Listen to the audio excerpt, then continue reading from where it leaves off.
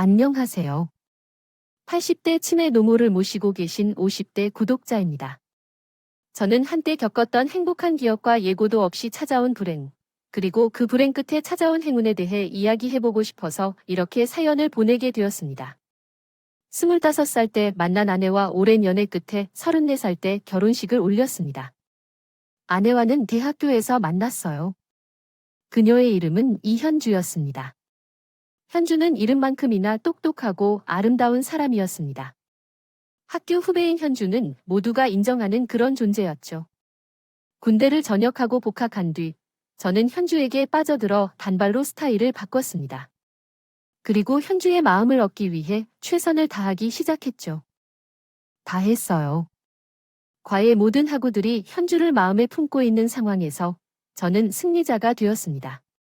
현주에게 제 마음을 고백하고 제 마음이 받아들여졌을 때 그때의 환희와 기쁨은 아직까지도 제 마음속에 오롯이 남아있어요. 저희는 참으로 행복했었죠. 현주는 현재의 죄를 있는 그대로 받아들여 주었어요. 모난 성격 때문에 섬세하지 못한 제 모습 때문에 서운해하더라도 화내거나 짜증을 내지 않았어요. 부족한 제 모습을 마주할 때마다 자괴감에 빠져 있다면 현주는 이렇게 말씀해 주었습니다. 오빠, 세상에 있는 사람들은 모두 다양한 모양을 가지고 있대. 오빠가 네모난 사람이라면 나는 세모난 사람이야. 네모랑 세모가 굴러다니면 부딪힐 수밖에 없어. 그런데 이렇게 서로 부딪히다 보면 뾰족한 부분이 무뎌지고 무뎌진 것들이 완만해지면서 두 사람이 동그란 모양으로 바뀌는 걸 나는 오빠가 잘못됐다고 생각하지 않아요. 단지 우리가 다를 뿐이라고 생각해요. 그러니까 너무 속상해하지 말고 오빠는 좋은 사람이에요. 우리가 같은 모양이 될 때까지 서로를 이해하려고 노력해보자. 이렇게 상냥하고 지혜로운 사람을 어디서 만날 수 있을까요?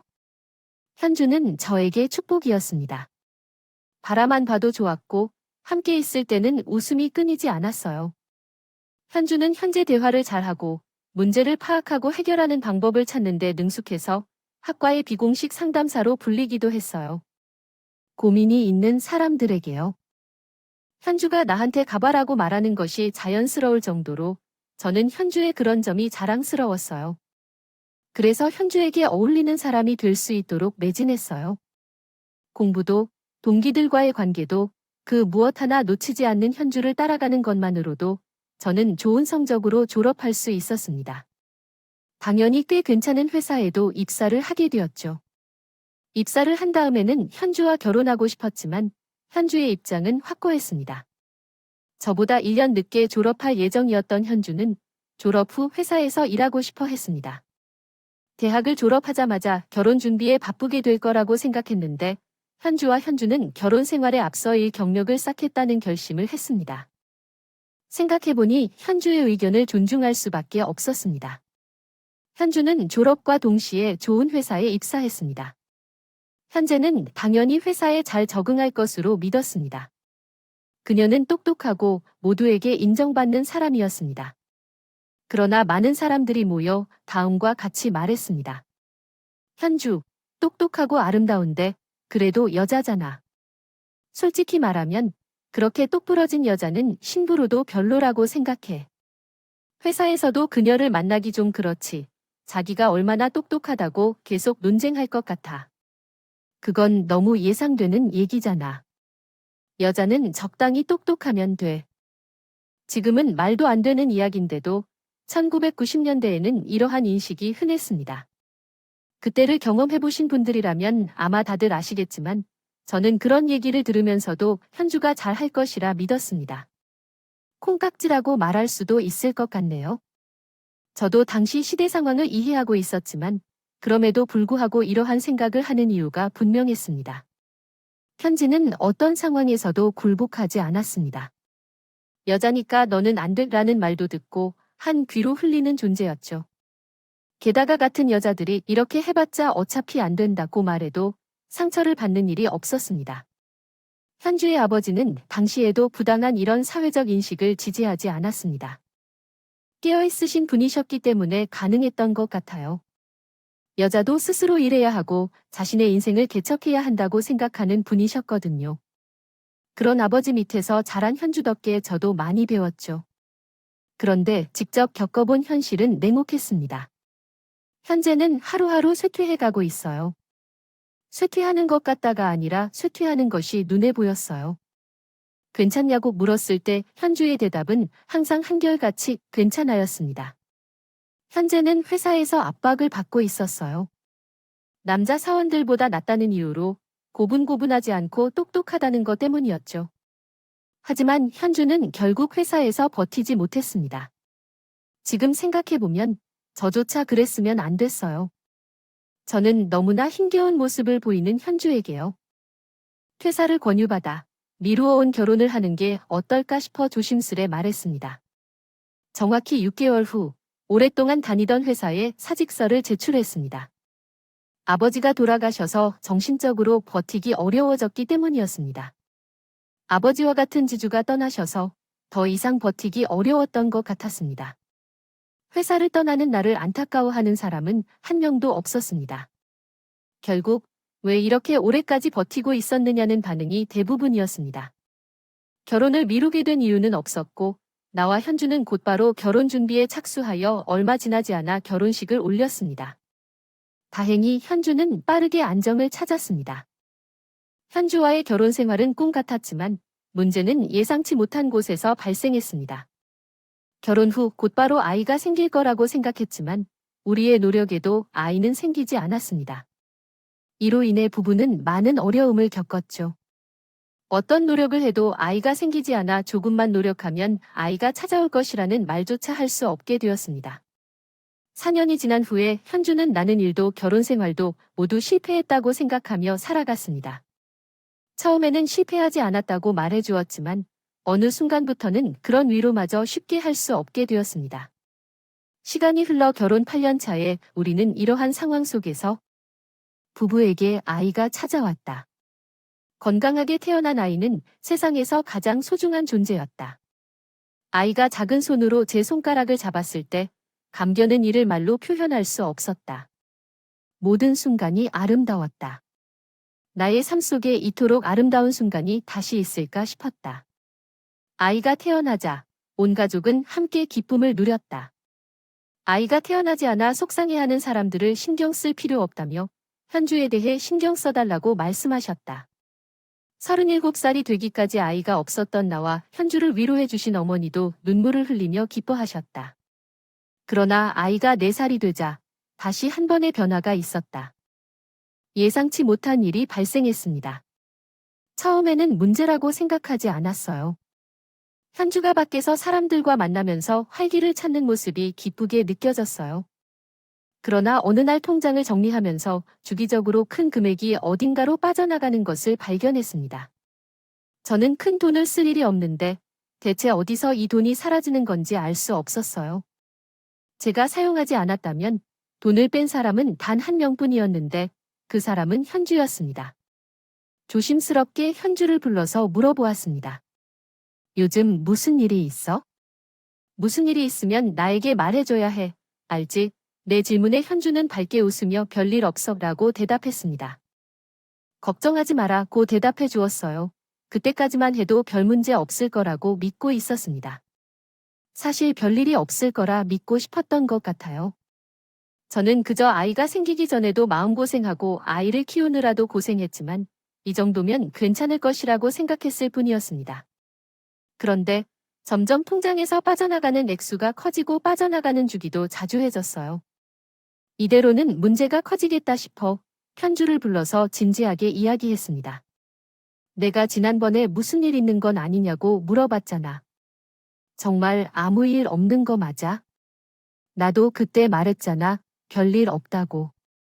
왜 무슨 일이 있어? 저는 한숨을 삼키며 말했습니다. 아무 일도 없는데 왜 그렇게 많은 돈이 계속 필요한 거죠? 현주는 잠깐 멈칫하더니 아무렇지 않은 표정으로 내게 말했습니다. 내가 그 정도 돈도 못 쓰는데 부부는 한 몸이니까 내가 돈을 얼마나 쓰든 오빠가 쓰는 거라고 생각하면 되잖아. 그래서 부부는 한 몸이고 이렇게 많은 돈이 필요하면 어디에 왜 이 돈을 쓸 생각이 있는지 알려줄 수 있는 거잖아. 아무리 적은 돈이라도 모이면 금액이 커지기 마련이야. 너도 알고 있으면서 왜 그렇게 말을 해? 너를 나무라는 게 아니라 적어도 왜 이런 돈이 필요한지 알려달라는 거야?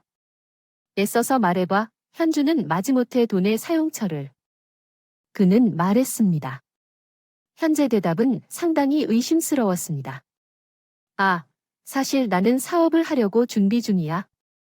그러려면 초기 자금도 필요하고 이것저것 해야 하는데 거기에 좀 투자도 했어. 라고 말했습니다. 사업. 어떤 사업을 하려고 하는데? 아니, 사업을 하려면 나랑 상의해봐야지. 왜 아무 말도 없이 사업을 시작했어? 아직 시작한 것도 아니고 시작하려고 준비 중인 거야? 사업이 어떻게 될지도 모르는데 오빠한테 다짜고짜 사업할 거라고 얘기하면 되겠어? 라고 말했습니다. 이상한 대답이었습니다. 잠깐, 사업이 안 된다면 그때도 숨길 생각이었어. 현재는 입을 꼭 다물었고 약간의 침묵이 흐른 후 다음과 같은 대답이 돌아왔습니다. 나는 이 사업이 망할 거라고 생각하지 않아. 나는 이 일로 다시 일어날 것이다. 앞뒤가 안 맞는 대답이었습니다. 사업이 잘못될까봐 나를 걱정하고 비밀스럽게 하려는데 사업이 망할 거라고 생각하지 않는다고 하니 어딘가 수상한 느낌이 있는 것이 맞았어요. 혹시 제가 미심쩍어 하는 게 들통났나요? 현주는 화를 내며 말했다. 오빠도 내를 무시하는 건가? 사회적 관계밖에 할 줄 모르면서 밖에서 사업한다고 하는 게 부끄럽단 말이야. 나도 성공해서 다른 사람에게 부끄러운 줄 모르겠어? 회사에서 쫓겨난 것이 지금의 트라우마가 되어서 그래서 나는 현주를 달래기 급했습니다. 이후 어떤 충격적인 일이 기다리고 있는지를 눈치도 못 채를 정도로요. 사업을 한다는 사실을 밝혀 나선 후 현주는 과감해졌습니다. 처음에는 작게는 몇만 원, 크게는 수십만 원을 빼앗으며 현주는 점차 금액을 높여가다가 100단위가 넘어가는 돈을 쓰기 시작했습니다. 더는 문제를 두고 볼 수 없는 나는 현주에게 단호하게 말했습니다. 현주야, 내 능력을 무시하는 게 아닌데. 그런데 이제는 확실하게 해야 할 것 같아. 우리는 부부잖아. 내 아내가 무엇을 하고 다니는지도 제대로 모르고 아이는 돌보지 않는 채 알지도 못하는데 돈을 쓰는 게 나는 걱정돼. 현주는 말없이 뒤돌아서 집을 나갔습니다. 아들을 어머니에게 맡긴 채 현주를 찾기 시작했습니다. 현주는 현재 갈 곳이 없어서 외동딸이었던 현주는 아버지가 돌아가셔서 완전히 혼자가 되었습니다. 그리고는 친구가 없었기 때문에 힘들어하며 가까이 지내던 친구들과 자연스럽게 멀어졌습니다. 일주일 동안 현주를 찾지 못했습니다. 현주가 집을 나간 즉시 경찰에 실종 신고를 했지만 경찰은 가치를 심지어 상황을 지켜보자는 말만 했고 결국 제게는 사설업체에게 편지를 찾아달라는 부탁밖에는 나지 않았습니다. 편지를 발견한 장소는 살고 있던 지역 외곽에 위치한 허름한 빌라였는데요. 작고 어두운 빌라에서 발견되었습니다. 현주가 지내고 있다는 것을 믿을 수 없었습니다. 당장 현주가 있는 곳으로 달려가고 싶었던 때, 그때의 사설 업체 직원이 저를 붙잡았습니다. 달려가고 싶은 마음은 이해하지만 가기 전에 이것만 듣고 가시죠. 이걸 듣고 가면 덜 충격을 받을 것 같습니다. 전 혼란스러워서 그 말이 무슨 뜻인지 이해하지 못했지만 단호한 업체 직원의 말에 가만히 의자에 앉았습니다. 직원이 말한 내용을 듣고 증거를 보자 저는 숨을 쉴 수조차 없었어요. 김현주 씨가 있는 곳은 다단계 회사 직원들이 있는 건물이라고 합니다. 뭐라고요? 다단계죠? 제 아내가 그럴 리가 없습니다. 당신들이 조사를 잘못한 것이겠죠? 증거를 확인해 보지 않으셨나요? 김현주 씨는 선생님의 집에서 나온 후 곧바로 이 빌라로 향했고 이곳 근처에 사는 사람들한테는 이 다단계 회사가 유명하다는 얘기도 들렸다.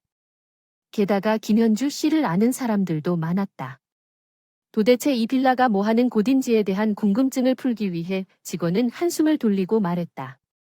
이런 회사가 있는 줄은 알고 있었지만 저도 이런 업무를 처음 맡게 되어 조금 놀라긴 했습니다.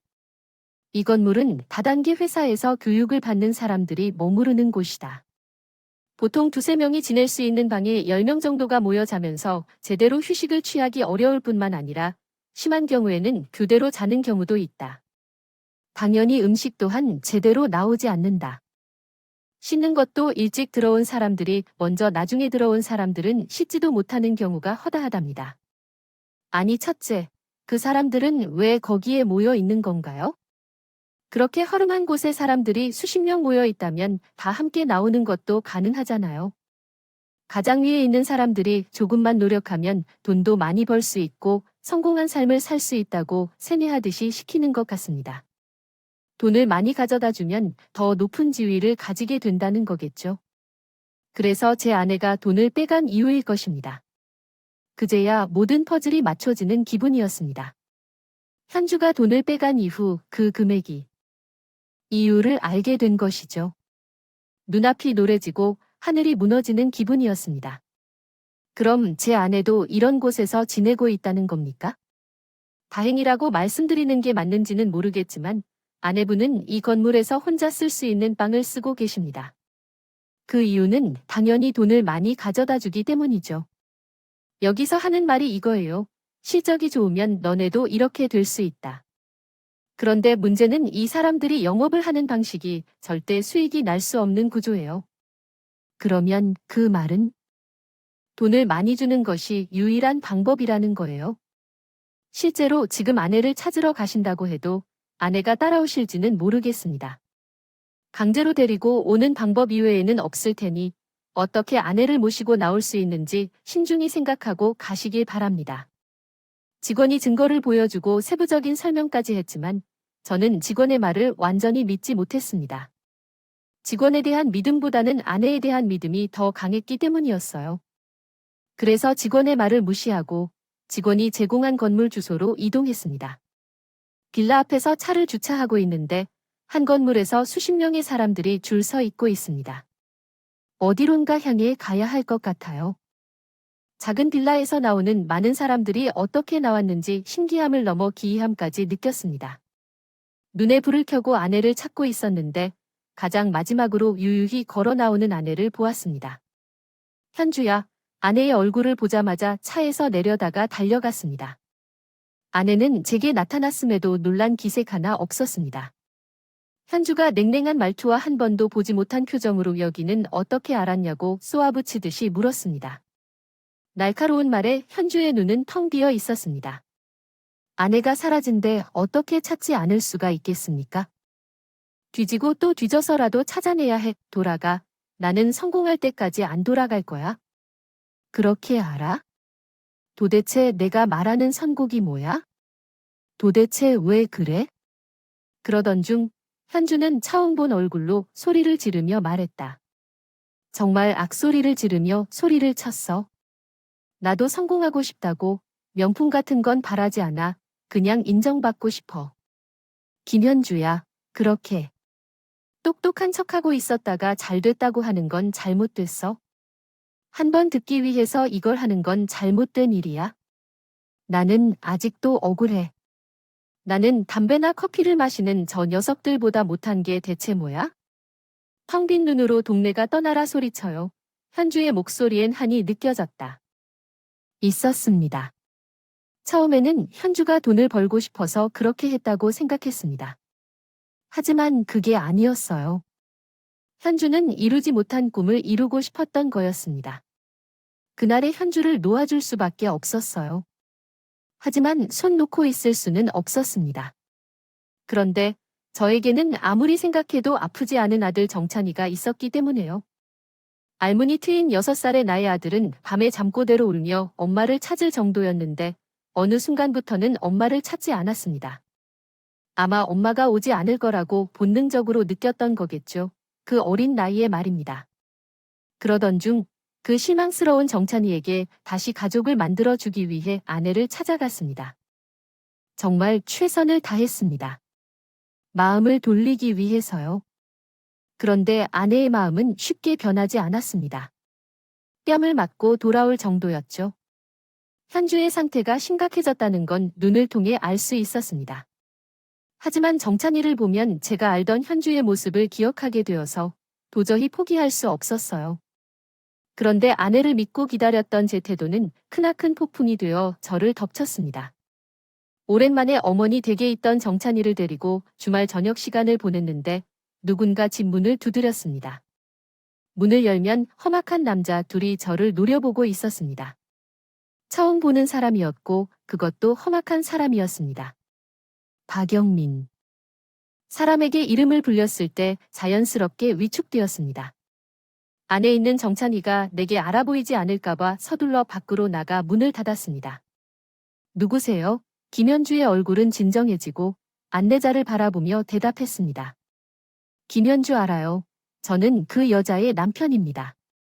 김현주 씨가 어디에 계셔요? 왜 찾으시는 건가요? 두 남자는 험악한 표정을 지으며 대답했습니다. 김현주가 우리에게 돈을 빌려주고 갚지 않은 사람들을 고용해서 나오라고 했어요. 빨리 여자를 내놔요. 돈을 빌려주고 갚지 않았다고요? 제 아내가 돈을 빌려주고 갚지 않았다니 그럴 리가 없습니다. 뭐라고요? 남편도 몰랐다고요. 이들은 서로 이야기를 주고받았습니다. 낮은 목소리로 진 문을 열라고 말했습니다. 저는 온몸으로 막아섰지만 그들은 멈출 생각이 없었습니다. 큰 소동이 일어나자 이웃의 신고로 경찰이 출동했고 두 사람은 체포되었으며 저는 증인 자격으로 경찰서에 동행하게 되었습니다. 상황을 설명하고 두 사람의 이야기를 정리한 경찰관은 또 한 번 가슴이 무너지는 말을 전해주었습니다. 김현주 씨가 아내분 맞으시죠? 라고 말합니다.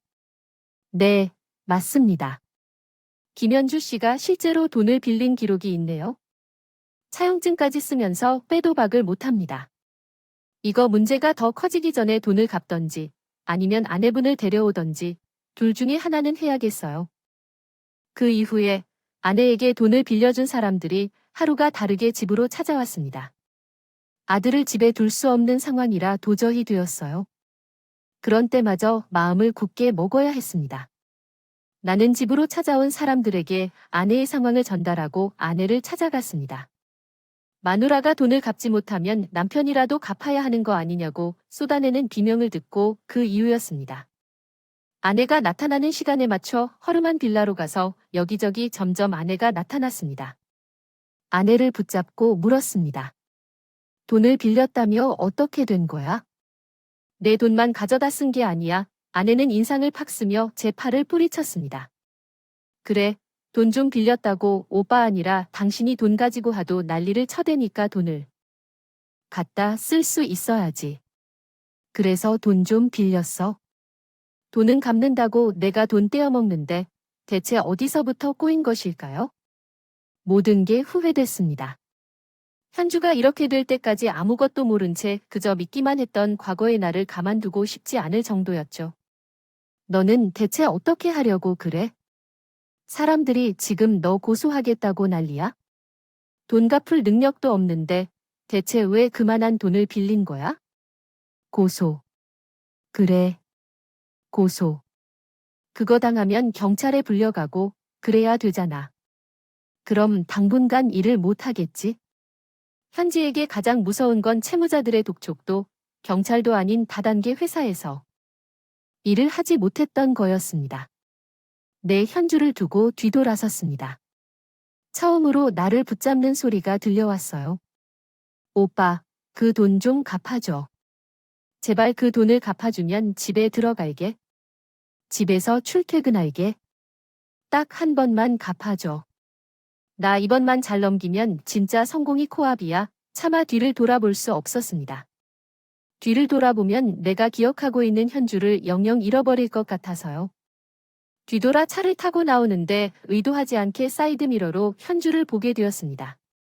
현재는 다단계 사람들이 지나간 자리와 차를 탄 나 사이에서 오왕저왕하더니 결국 다단계를 택했습니다. 그때 나는 아내를 잃고 내 아들은 어머니를 잃었습니다. 완벽하고 행복으로 가득한 가정이 깨져버렸습니다. 한동안 집에 틀어박혀 채무자들의 빚독촉에 시달렸습니다. 그 중에는 사채업자까지 있었어요. 아내가 제 재산을 담보로 잡고 돈을 빌린 거였습니다. 저는 아내를 너무 믿었기에 모든 것을 맡기고 그것이 부메랑이 되어 제게 돌아와 제게 음모를 꾸렸습니다. 대부분의 빚이 제게로 향했고 오랫동안 축적해온 현금이 갑자기 사라졌으며 돌아가신 아버지로부터 물려받은 아파트도 순식간에 공중분해되었습니다. 결국 어머니는 쓰러지셨고 정신을 차린 후로 건강이 급격히 나빠지셨습니다. 말을 잃어가는 아들과 쇠약해져가는 어머니 사이에서 할 수 있는 일이라곤 죄책감에 시달리는 것뿐이었습니다.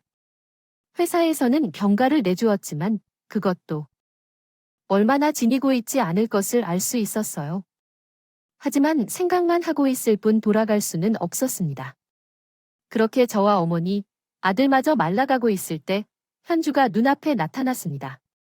제 눈앞에 나타난 현주는 제가 알고 있던 그 현주가 아니었어요. 저와 아들 정찬이의 모든 것을 안행한 여자 그뿐이었습니다. 오빠, 현주는 눈물을 흘리며 저에게 다가왔습니다. 정찬이가 없는 건 다행스러운 순간이었어요. 내가 여길 어디라고 와, 현주는 차가운 목소리에 멈칫한 듯 했습니다. 하지만 제게 다가오는 걸 멈추지는 않았어요. 오빠, 내가 잘못했어. 내가 잘못 생각했어. 말이었습니다. 왜 여기 온 것인가 말해주세요. 현주는 너무 서럽게 울고 있었습니다. 내가 잘못한 점들이 많았어요. 다른 사람들에게 돈을 빌리고 갚지 않은 것도, 오빠에게 빚을 지운 것도 미안해요. 제가 정말 잘 될 줄 알았는데, 잘 되면 다시 집으로 돌아갈 줄 알았어요. 현주의 눈물과 표정, 그리고 말투를 보며 진정으로 반성했던 것 같았습니다. 물론 현주와 다시 합할 생각은 전혀 없었지만요. 오히려 현재의 눈물은 악어의 눈물처럼 보였습니다. 이유를 말해줄 테니까 여기 오게 된 이유를 말해줄래요? 이 말을 하자마자 현주의 얼굴이 눈에 띄게 밝아졌습니다. 제 마음이 흔들린 줄 알았던 것 같아요. 아들을 잃을 뻔했다 금세 들뜬 목소리로 말했다. 오빠, 내 이야기 좀 들어봐. 나는 지금 몇 달째 회사에서 돈을 내지 못하고 있거든. 그래서 다른 사람들이 내 자리를 빼앗을 것 같아. 위에서는 압박하고 아래에서는 밀어붙여. 내 마음 알겠지? 회사에서 이런 일이 흔하잖아. 오빠도 사회생활을 해봤으니 이해할 거야. 조금만 더 노력하면 위로 올라갈 수 있어. 그러면 자신 있게 성공 이야기를 할 수 있는 순간이 올 거야. 그때 되면 다시 돌아갈 거야. 그러니까 돈 좀 빌려줘. 부탁해. 이때 나는 너무 화가 나서 아무 말도 할 수 없었다. 그때 나는 김현주 때문에 아들을 한순간 잃는 것 같았다. 엄마를 잃고 직장도 잃었어. 모든 재산은 더 많은 빚 상환에 사용되고 아버지가 그동안 일해 모은 아파트도 사라졌대. 하지만 돈을 빌려줘. 집에 들어가. 넌 더 이상 내 아내가 아니야. 그런 부탁하려 한다면 지금 바로 사라져. 그리고 다시는 내 눈앞에 나타나지 마. 그 말을 던지며 뒤를 돌아서려 했지만 나지막한 현주의 목소리가 들렸어. 그 말 후회하게 될 거야. 그렇게 2주 정도가 지나자 어린이집에서 돌아와야 할 시간이 오래 지나도록 정찬이는 집에 돌아오지 않았어. 어린이집에 전화해도 선생님은 분명히 집으로 데려다줬다고 하지만 집으로 돌아가는 모습이 보이지 않더라. 확인했다고 말했습니다. 안 좋은 예감이 머리를 스쳤고 집을 뛰쳐나갔습니다. 원동네를 뒤지고 있는데 얼마 지나지 않아 전화가 걸려왔습니다. 여보세요? 전화기 건너편의 사람은 현주였습니다. 너, 현주는 뻔뻔하게 말했어요. 내가 후회할 거라고 했잖아. 나도 이렇게까지 하고 싶진 않아. 내 배합하는 새끼를 이렇게 하고 싶겠어? 그런데 오빠, 나 이제 알았어. 나는 내 인생이 제일 중요해. 그러니까 당장 돈을 만들어서 가져와. 제가 보았던 현주는 이성도 모성도 남아있지 않은 상태였기에 저는 현주의 말대로 돈을 만들어서 현주가 말한 장소로 이동했습니다. 잠시 후 한주가 정찬의 손을 잡고 나타났습니다. 그때 가슴이 아프던 이유는 엄마의 손을 잡고 있는 정찬이가 너무 행복해하며 웃고 있었기 때문이었습니다. 현주는 제게 돈을 요구했습니다. 굳이 안 세워봐도 돼. 정찬이 줄 테니. 현재 돈가방을 받은 동시에 정찬이는 저에게 다가와 밀어주었습니다. 갑자기 손을 놓은 엄마의 태도에 당황한지 정찬이는 울먹거리며 엄마에게로 향했어요. 그러나 현주는 정찬이의 모습에 관심을 보이지 않고 몸을 돌려 떠났습니다. 정찬이는 환한 미소를 지으며 말했습니다. 현주의 발걸음은 점점 가벼워지며 가방을 휘둘러 폴짝폴짝 뛰었습니다. 가방을 빙빙 돌리던 도중 살짝 열린 지퍼를 발견했죠. 도로에 떨어진 돈뭉치 하나에 대해 비명을 지르며 뛰어가던 현주가 있었습니다. 그 돈뭉치는 가방 안에 담긴 돈과 비교했을 때 너무 작아 보였습니다. 그럼에도 불구하고 현주는 도로로 뛰어들어가 돈뭉치 쪽으로 향했습니다. 그랬더니 갑자기 수화물차가 다가와 현주를 치는 사고가 발생했습니다. 당황한 정찬이는 아무것도 할 수 없는 채 그 자리를 떠나 자신의 엄마가 있는 곳으로 가려 했습니다. 사건은 여전히 마음 아픈 일이지만 이미 해결된 문제라고 해서 정찬의 허락을 받아 이야기하려고 합니다. 지금 현주를 피하기 위해 칭찬을 받는 일들이 계속됩니다. 핸들을 돌렸더니 중앙선을 넘어서 건너편에 있는 차와 충돌했습니다. 수화물차의 충격을 견디지 못한 승용차는 그대로 밀려보도 쪽으로 향했고 그 차는 결국 제품에서 벗어나 달려가다가 옆에서 달리고 있던 정찬이를 덮쳤습니다. 현주는 즉시 사망하였고 정찬이는 다리에 큰 부상을 입었습니다. 목숨을 끊고 싶다는 생각을 무수히 했습니다. 병원에 누워있는 정찬이를 보며 가슴을 쥐며 통곡했지만 세상이 그렇게 쉽게 변하는 것은 아니었습니다. 위로받은 대상은 그 누구도 아닌 정찬이었습니다. 정찬이는 고통을 드러내지 않았다고 생각했나 봅니다. 정찬이가 좋아하는 과자를 많이 사서 들고 온 날, 정찬아, 아빠가 과자 사왔다 라고 말했습니다. 정찬이는 오랜만에 미소를 띠고 있었어요. 정찬이는 제가 의자에 앉자마자 과자 봉지 하나를 들어 저에게 건네주었습니다. 이건 아빠 거 나랑 같이 먹자라고 말하며 정신이 번쩍 들었습니다. 이 아이를 두고 목숨을 끊을 생각을 하다니 아버지로서 부끄러웠습니다. 고마워. 아빠가 음료수도 사올게. 잠시만 기다려. 고개를 푹 숙이고 정찬이를 뒤로 한 채 병실을 나와 소리 없이 울었습니다. 이후로는 무너진 삶과 가정을 일으키기 위해 새 인생을 살기로 시작했어요. 그런데 치매 증세를 보이는 어머니와 병원에 있는 아들을 두고 일을 하러 떠날 수밖에 없었습니다. 가는 건 쉽지 않았어요. 일을 하러 가려면 간병인이 필요했는데 병원비도 빠듯한 와중에 간병인을 쓸 수는 없는 일이었어요. 결국 저는 어머니를 모시고 일을 다니기 시작했어요. 정찬이는 병실에서 꼼짝도 할 수 없는 상태였기 때문이었어요. 어머니를 모시고 일을 한다는 건 결코 쉬운 일이 아니었어요. 혼자였다면 경력을 살려 취직이라도 할 수 있었을 텐데 그럴 수가 없었어요. 받아주는 곳이 없어 할 수 있는 일이 적은 상황에서 제가 선택한 건 수화물차 운전이었어요. 물건을 옮기는 순간 외에는 어머니와 함께 할 수 있는 일은 이것뿐이었어요.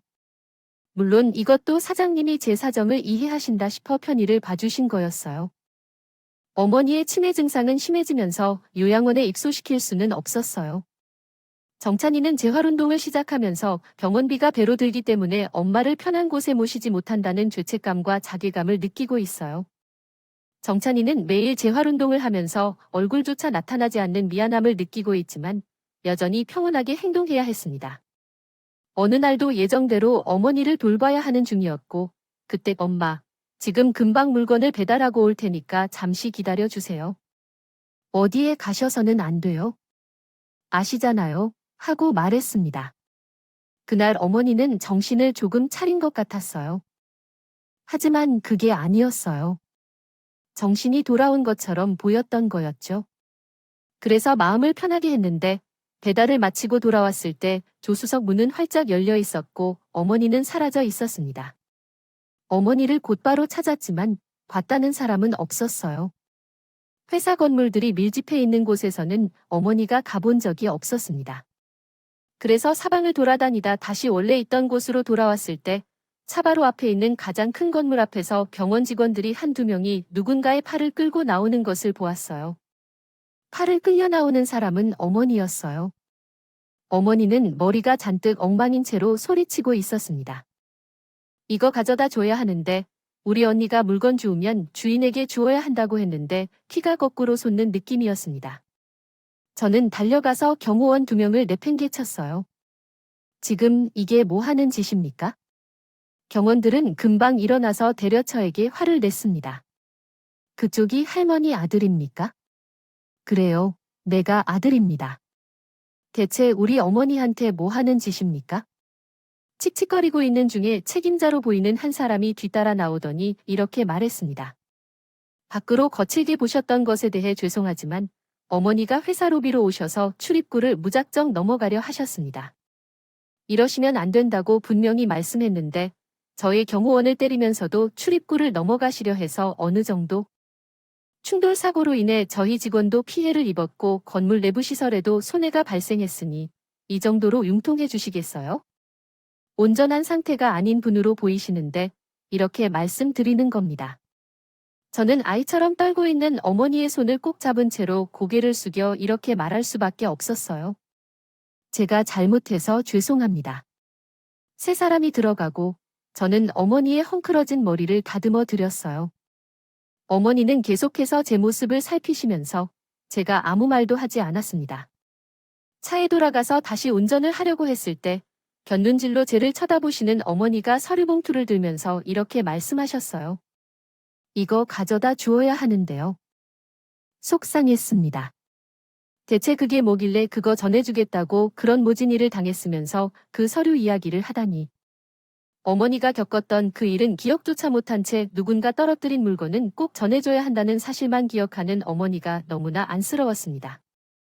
차를 갓길에서 알겠어요. 엄마. 이거 전해주러 갈게. 그제야 어머니는 화단 미소를 지으셨습니다. 차를 출발시키기 전 서류 봉투를 열어보았습니다. 회사 생활을 안 해보는 사람이라면 그냥 지나쳤겠지만 저는 알 수 있었어요. 그 서류는 회사와 회사 간 거래에 아주 중요한 서류였습니다. 당장 운송해야 하는 것들이 있었지만 출발한 지 얼마 되지 않아 차를 돌렸습니다. 서류만 전해주고 바로 돌아오면 될 것으로 보였어요. 회사 앞에 도착해 로비로 들어가니 로비가 매우 혼잡하고 복잡했습니다. 바쁘게 뛰어다니는 사람들을 지나 데스크에 도착했고 어머니가 좋은 서류를 전달했습니다. 저희 어머니께서 이걸 주셨다고 하니까 주인을 찾아주세요. 데스크에 앉아서 심각한 표정으로 전화를 받던 직원은 신속하게 서류를 받았고 저는 곧장 몸을 돌았어요. 길이 바빴기 때문에요. 그러나 그때 데스크 직원이 부르는 소리가 들렸습니다. 직원의 손에는 종이봉투 안에 있던 서류가 들려 있었죠. 잠시만요. 기다려주세요. 직원이 급하게 어딘가로 향했고 더 이상 시간을 지체할 수 없어서 바깥으로 나갔습니다. 차에 올라타려는 그때 방금 전 봤던 책임자가 문을 두드렸어요. 바쁘시면 연락처라도 남겨주세요. 대충 휘갈겨서 전화번호를 적어주고 미련 없이 떠났습니다. 그렇게 일주일 정도가 지났을까요? 이렇게 하고 핸드폰을 확인했는데 그렇게 많은 부재중 전화 기록들이 찍혀 있는 것을 처음 보았습니다. 혹시 무슨 문제가 있는 건가 싶어서 당황했던 때 문자 하나가 와 있었습니다. NJ입니다. 일전에 전달해주신 서류건으로 드릴 말씀이 있어 전화를 주세요. 이렇게 수정할 수 있습니다. 드리려 했지만 부재중이어서 문자를 남깁니다. 전에 주신 서류에 문제가 있는 건가 싶어 곧바로 문자가 온 번호로 전화했습니다. 안녕하세요, 선생님. 전화를 받은 상대의 목소리에 반가움이 가득하여 놀랐습니다. 문제가 있는 건가 싶어 불안한 마음으로 전화했는데 반가운 반응이 돌아왔다가 이번엔 당황스러운 마음이 들더라고요. 전화가 많이 왔습니다. 어떤 문제가 있나요? 직원이 눈앞에 없어도 목소리만으로 손색 없이 대화하는 모습을 상상했습니다. 네, 아니요. 어떤 문제도 없고요. 선생님께서 주신 서류가 정말 중요하다고요. 감사의 말씀 전하려고 연락드렸습니다. 어머니가 좋은 서류를 전달해 주셨기 때문에 제 할 일을 끝냈다고 생각했어요. 그래서 짧게 대답하고 전화를 끊으려 했죠. 떨어져 있던 서류는 어머니가 주우셨고 제가 전달만 했습니다. 감사 인사는 저도 감사히 받겠습니다. 늦은 시간에 연락을 주셔서 신뢰해 주셔서 감사합니다. 전화를 끊으려는 도중에 직원의 다급한 목소리가 들렸습니다. 선생님, 회사 차원에서 보답을 하고 싶다는 의사를 전달하고 싶어요. 바쁘시겠지만 시간을 내주실 수 있을까요? 아니요, 괜찮습니다. 라고 답변했습니다. 해야 할 일이라고 했기 때문에 한 적이 있습니다. 이렇게 거절한 것에는 다른 이유도 있습니다. 부끄러운 말이지만 회사 직원들이 제대로 이야기도 듣지 않은 채 어머니를 무시하고 쫓아냈기 때문입니다. 말이 어눌하다고 해도, 행동이 아이 같다고 해도 귀를 기울여 이야기를 들어보았다면 어머니가 떨어뜨린 물건을 전달하러 왔다는 것을 알 수 있었을 테니까요. 그런데 직원들도 해당 상황을 전달받은 상황이었습니다. 일전에 선생님의 어머니께 저희 직원이 모래를 저질렀다는 이야기를 들었습니다. 그 일 때문에 서류를 받지 못했다면 회사에 큰 손실이 날 뻔했기 때문에요. 해당 직원은 징계 조치를 받은 상태입니다. 저희 회장님께서는 선생님과 어머니께 꼭 보답을 하고 싶다고 말씀하셨습니다. 진중하게 사과하고 보답을 할 수 있도록 기회를 주시길 부탁드립니다. 회장님의 입장이 강력한데 직원은 어떤 대답을 할 수 있을까요? 점점 작아지는 직원의 목소리가 과거에 제가 보기에는 그 제안을 받아들였습니다. 알겠습니다. 제가 괜찮아요. 어머니께 사과해 주세요. 직원은 밝은 목소리로 물었습니다. 네, 알겠습니다. 그러면 선생님께 어떻게 보답을 드릴까요? 그렇게 괜찮습니다. 평일에는 일을 하니 주말에 만나면 좋겠습니다. 직원은 연신 알겠습니다. 라고 말씀하며 감사 인사를 전했고, 저는 마음이 착잡한 것 같았습니다. 정찬의 입원실에서 가니 의자에 앉아 자는 어머니의 손과 발을 잡았다.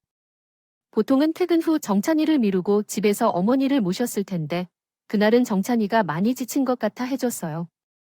물리치료사의 말에 의하면 정찬이가 치료 과정에서 호전되지 않아 큰 스트레스를 받은 것 같습니다.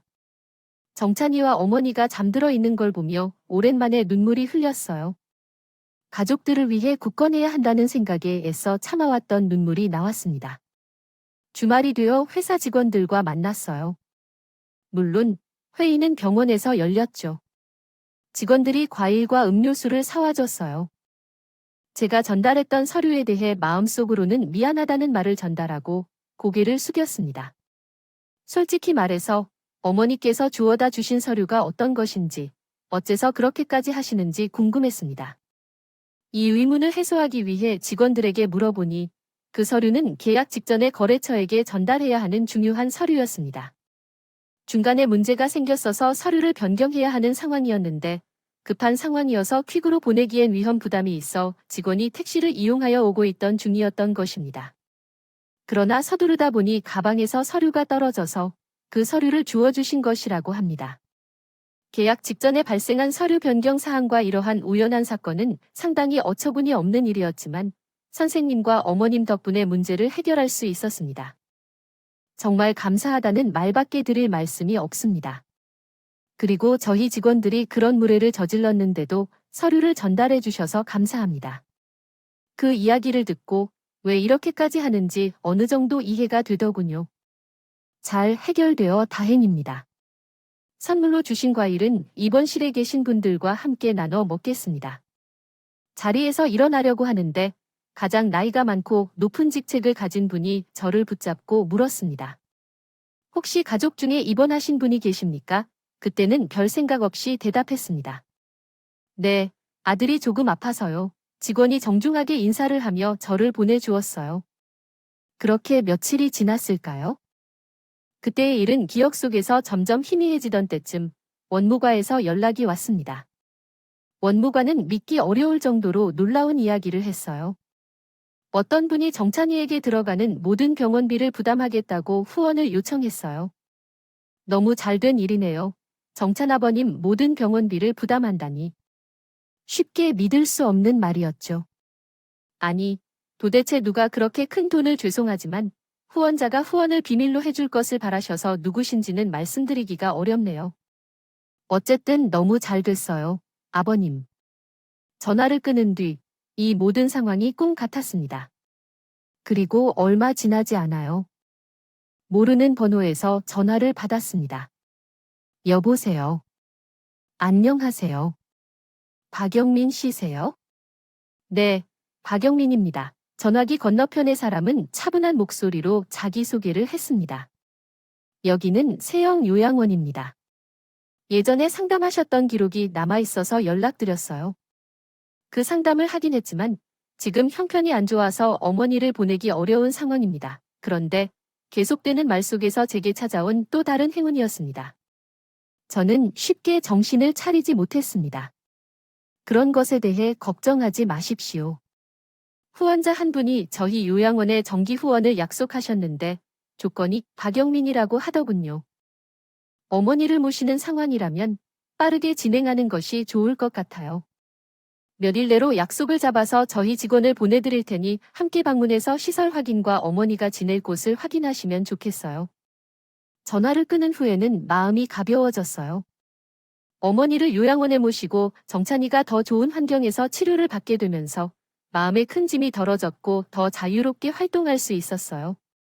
몇 년이 지나도 어머니의 치매는 더 진행되지 않았고 정찬이는 이제 스스로 걸을 수 있을 정도로 자립했습니다. 건강이 회복되었습니다. 저도 자가는 아니지만 전셋집을 구할 수 있었어요. 저에게 남은 건 정찬이를 데리고 이 집에서 사는 것뿐이었죠. 병원에 있는 모두와 작별 인사를 하고 있는데 병원 직원 한 명이 실수 아닌 실수를 했습니다. 아이고, 최기영 사장님이 정말 큰일 하셨지. 직원은 깜짝 놀랐는지 입을 막았고 저는 직감했습니다. 최기영 사장님이 제 아들과 어머니를 도와준 은인이라는 거요. 곧장 집으로 가서 최기영을 검색했습니다. 저는 놀랄 수밖에 없었어요. 그 사장님의 회사가 바로 어머니가 좋은 서류를 가져다 준 그 회사였거든요. 그리고 처음 저를 만나고자 병원으로 찾아왔던 가장 직책이 높아 보였던 사람은 사장님이셨습니다. 저는 곧바로 회사로 향해 안내 데스크의 직원에게 제 소개를 했습니다. 전화를 걸자마자 사장실로 바로 이동할 수 있었습니다. 사장님께서는 인자한 미소로 저를 맞아주셨고 그동안의 상황을 전달했습니다. 어머니의 치매가 더 악화되었고 정찬이가 퇴원했다는 소식까지 전했습니다. 사장님은 모든 상황을 인지하고 계셨습니다. 대화를 나누었더라도 재활치료를 계속 받아야 한다고 말씀하셨습니다. 또한 그 부담을 우리가 지겠다며 너무 걱정하지 말라고 하셨습니다. 이미 큰 도움을 받은 상태이므로 더 이상의 도움을 요청하는 것은 부끄러운 일이라고 말씀하셨습니다. 도움을 주는 과정에서 많은 것을 느꼈습니다. 도움이 필요한 사람들을 돕는 것이 마땅한 일이라는 것을 깨달아서 작은 재단을 만들었습니다. 아직은 작지만 많은 분들의 도움이 있다면 더 많은 사람들을 도울 수 있을 것이라고 생각합니다. 그러니 너무 부담 갖지 말고 받아주십시오. 게다가 선생님은 저희 회사의 은인이십니다. 그 기회를 놓쳤다면 회사가 이 정도로 성장할 수 없었을 것입니다. 사장님께서는 약속을 정말로 이행하셨습니다. 제 이름은 정찬이고 그의 재활치료와 어머니의 요양원 비용을 후원해 주셨습니다. 그 덕분에 어머니는 최상의 환경에서 행복하게 마지막 시간을 보냈으며 정찬이는 이제 가벼운 운동을 할 수 있을 정도로 회복이 충분히 이루어져 있어서 지금 대학에서 열심히 공부하고 있습니다. 한때 말과 표정을 잃었던 정찬이는 다른 사람을 돕는 일을 하는 꿈을 꾸게 되었죠. 이 모든 행복은 어머니로부터 비롯된 것이라고 생각합니다. 온전하지 못한 상태에서도 다른 사람을 도우려는 어머니의 선한 마음이 이런 행운을 불러온 것이라고 생각해요. 저는 여전히 어머니에게 감사한 마음으로 하루하루를 살아가고 있습니다. 비록 삶을 마감하고 싶을 만큼 어려운 순간이 있었지만 이렇게 다시 일어설 수 있음에 감사합니다. 정직하게 사는 사람에게는 언젠간 행운이 찾아올 거라고 믿습니다. 제 긴 이야기를 들어주신 분들에게 감사드립니다. 여러분의 인생 속에서도 행운이 함께하기를 바랍니다. 감사합니다. 지금까지 이야기를 들어주셔서 감사합니다.